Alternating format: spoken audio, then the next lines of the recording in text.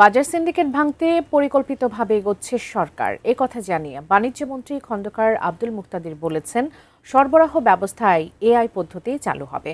দুপুরে রাজধানীর আগারগাঁওয়ে টিসিবির ভ্রাম্যমাণ ট্রাকসেল কার্যক্রমের উদ্বোধনী অনুষ্ঠানে তিনি কথা বলেন। মাহাদি সেকান্দারের রিপোর্ট।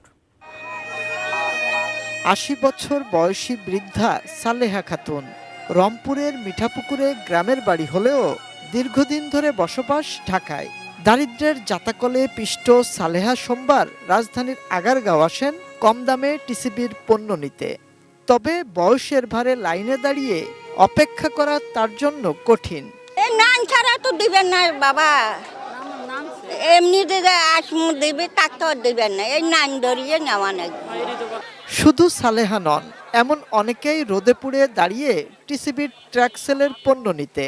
মূল্যস্ফীতির চাপে থাকা নিম্নবিত্ত আর মধ্যবিত্তের দীর্ঘ লাইন, কিছুটা ছাড়ে পণ্য কিনতে অপেক্ষা তাদের। তবে আক্ষেপ টিসিবির দেওয়া ভোজ্য তেলের দাম বাড়া নিয়ে। তেল তো আগে কিনতাম আপনি যা 200 টাকা, তারপরে হইলো 30, অহন আবার দিতে হইব 260 টাকা।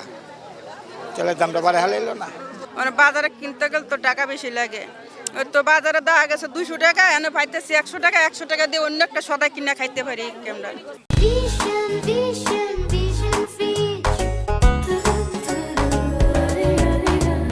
দুপুর 12টা নাগাদ আগারগাঁওয়ে টিসিবির ভ্রাম্যমাণ ট্রাকসেল কার্যক্রমের উদ্বোধন করেন বাণিজ্যমন্ত্রী খন্দকার আব্দুল মুক্তাদির, যেখানে 480 টাকায় মিলছে 2 লিটার সয়াবিন তেল, 2 কেজি ডাল আর 1 কেজি চিনি।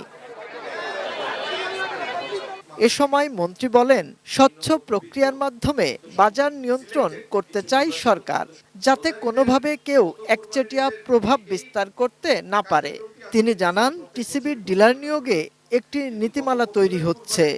সরকারের মাধ্যমে একটা কার্যকর পর্যবেক্ষণ, মনিটরিং ব্যবস্থা এবং নিয়ন্ত্রণ ব্যবস্থা প্রতিষ্ঠিত করতে চায়, যাতে বাজার কোনো ধরনের ম্যানিপুলেশন এই বাজারে আর কার্যকর হবে না।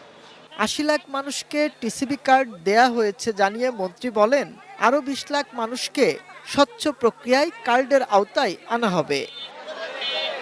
মাহাদি সেকেন্দার, এটিএন নিউজ, ঢাকা।